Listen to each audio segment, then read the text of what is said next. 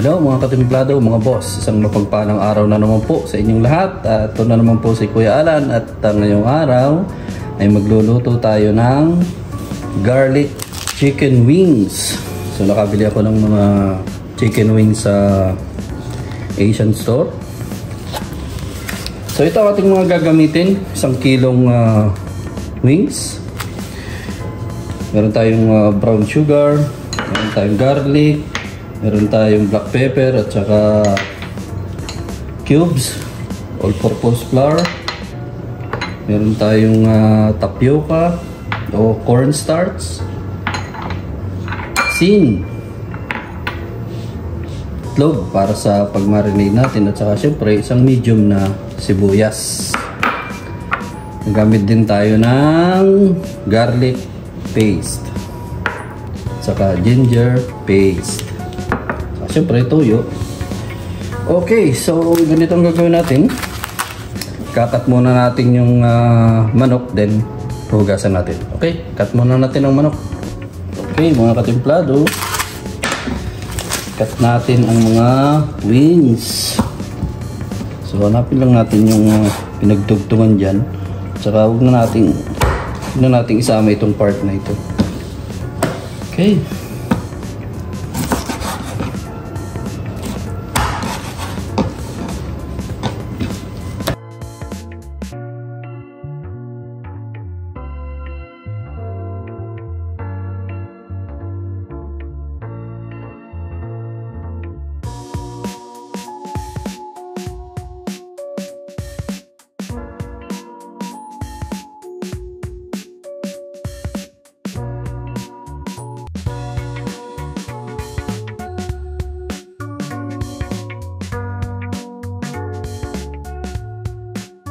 Okay mga katimplado, hugasan naman natin mabuti ang manok na ating hiniwa.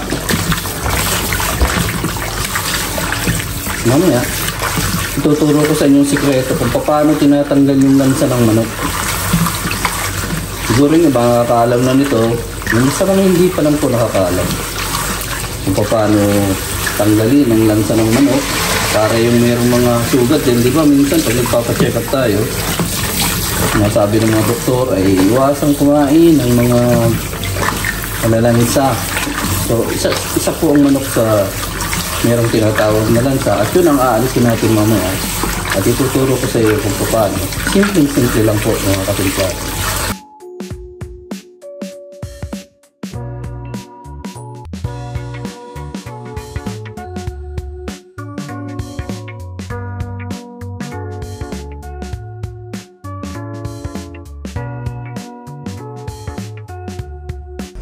Ngayon mga katimplado, ito na yung sinasabi ko sa inyo na magtatanggal ng lansa ng manok. Bubuhusan ninyo ng mainit na tubig. Yung iba siguro nakakaalam nito, yung iba hindi pa. So ngayon, alam na ninyo kung paano tanggalin ang lansa ng manok. Then haluin nyo, nakita nyo yan mga katimplado, nagkulay puti na siya. Nagkulay puti ang tubig, yan po ang lansa ng manok mga katimplado. Babadlaan ninyo ng kaunting minuto. Yan. See? Kita nyo, puting-puti yung yan ang lansa ng manok. Yan. Yan ang nagpapanaknak sa mga sugat. Kaya sinasabi ng doktor, iwasang kumain ng malansa.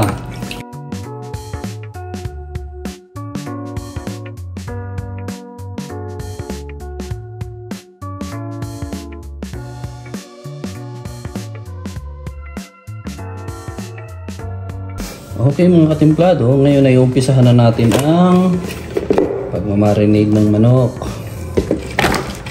Natin sa isang pan.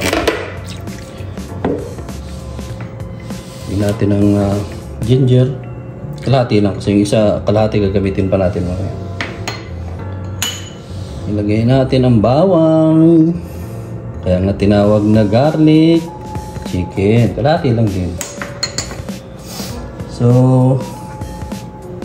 all-purpose flour, asin, asin,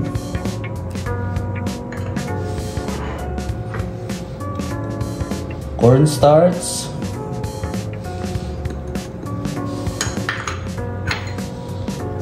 ang buong recipe nito mga katimplado ay makikita niyo sa description box ng video na ito.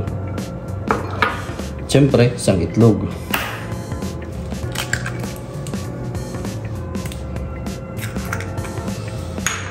Lagyan din natin ng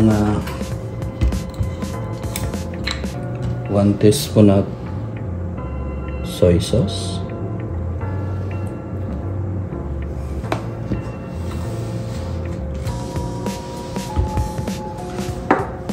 Lagyan din natin ng oyster sauce.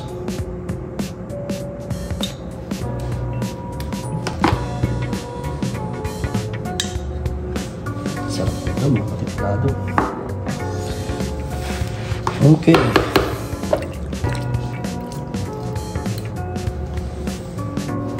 Haluin na natin. Naghugas naman ako mabuti ng kamay mga katimplado. Make sure na laging malinis ang ating mga kamay. Kasi pag nag-gloves ka sa ganito, kumakapit na masyado sa gloves yung mga katimplado.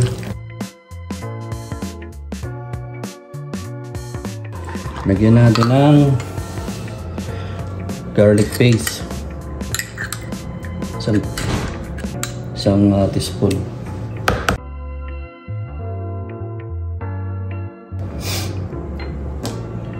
Natin ang paminta.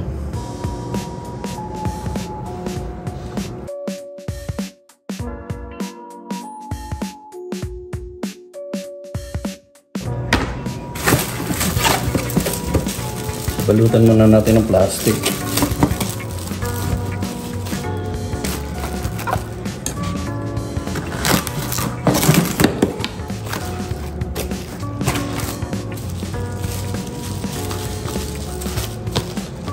Then set aside muna natin ito mga katimplado. At ngayon nga mga katimplado, pagkatapos ng 2 oras na pagmamarinate na ating manok, iprituhin na natin. Magpapainit na tayo ng mantika.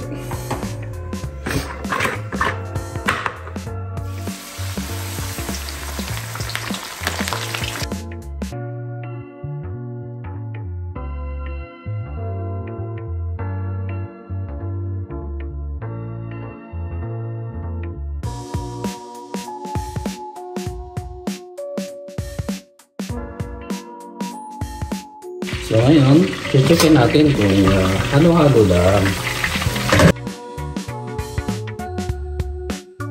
Kailangan control lang ang apoy kasi minsan sunog yung babaw, hilaw pa yung ilalim. Takpan natin para okay ang pagkakaprito. So ilipat natin dun sa kabila mga katimplado kasi masyado makapal itong na ito, kawanit. Ang tagal niyong maluto.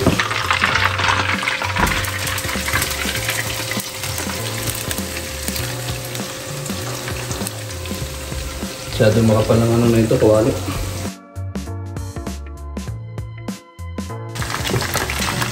Okay, malapit na itong maluto mga katimplado, mga boss. Mamaya ay gagawa naman tayo ng ating sauce ng ating garlic chicken. Maraming garlic, di ba mga boss?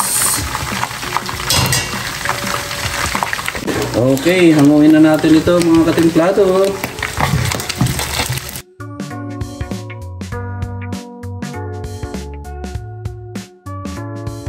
Mga boss, testingin ulit natin kung okay na naman yung ating mantika.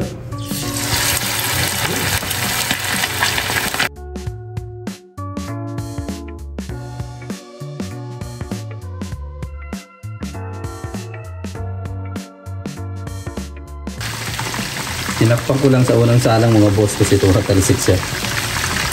Pero hindi talaga ito dapat lagyan ng takip.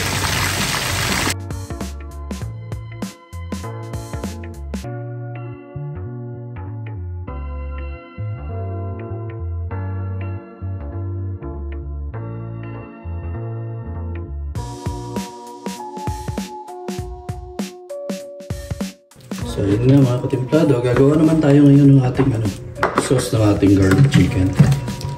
Busin natin yung mantika.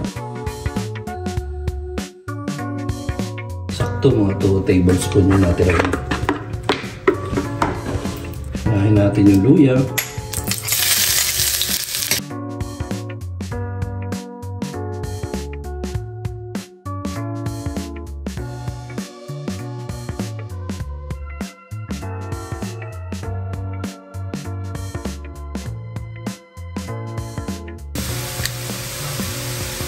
Toyo.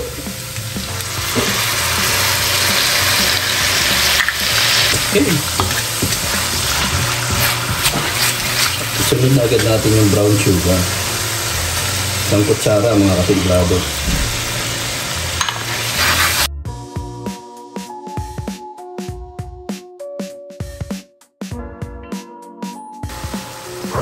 Lagyan natin yung gawgaw ay cornstarch dito sa tubig para hindi siya mamumuo.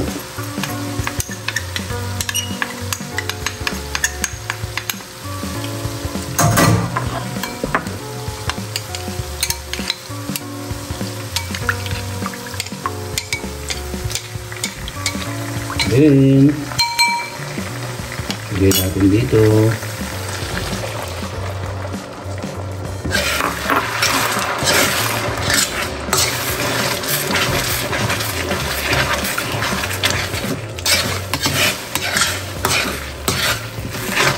Mag-a-adjust tayo mga katimplado ng tubig.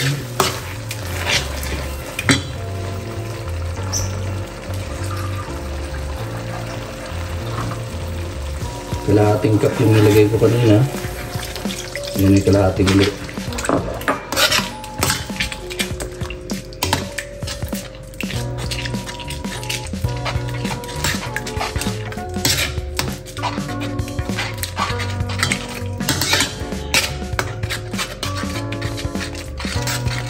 Grabe ang ating garlic sauce mga katimpadong Pinoy.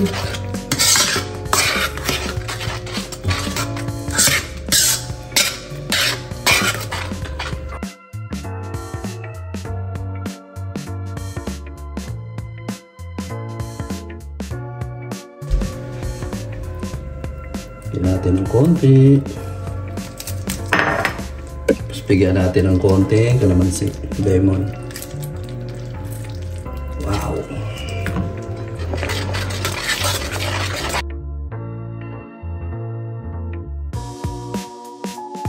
Okay, at ilagay na natin mga katimplado yung ating piniritong manok. Wow!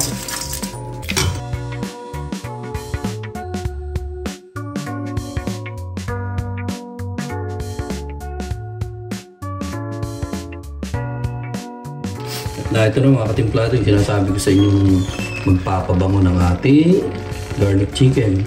Ito ang sesame oil.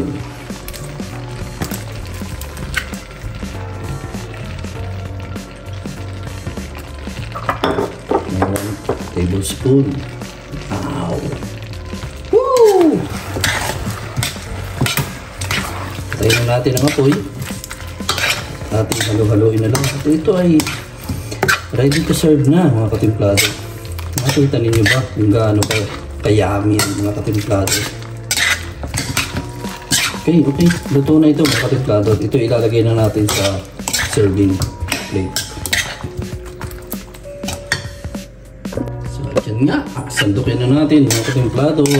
Umuusap-usap na garlic chicken wings.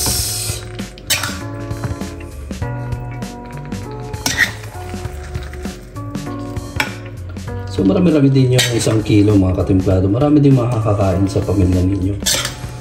Goods na goods ito pang pulutan, pang ulam, dalhin sa piknikan.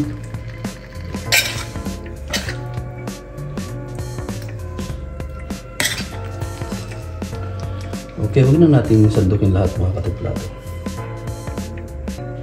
Okay. Sauce.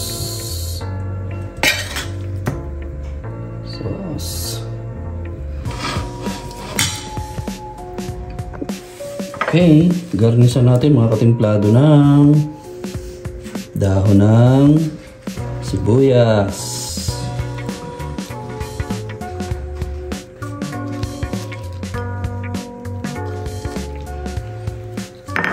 Okay. Tapos lagyan ulit natin ng wow. Yummy mga katimplado.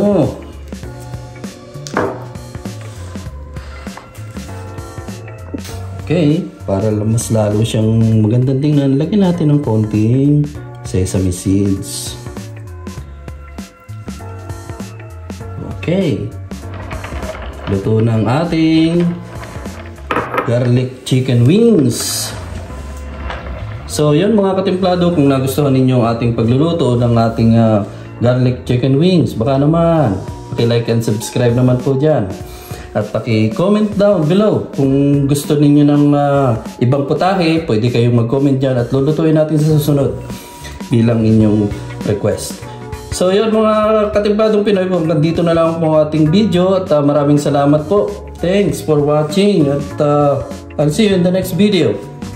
God bless sa inyong lahat mga boss.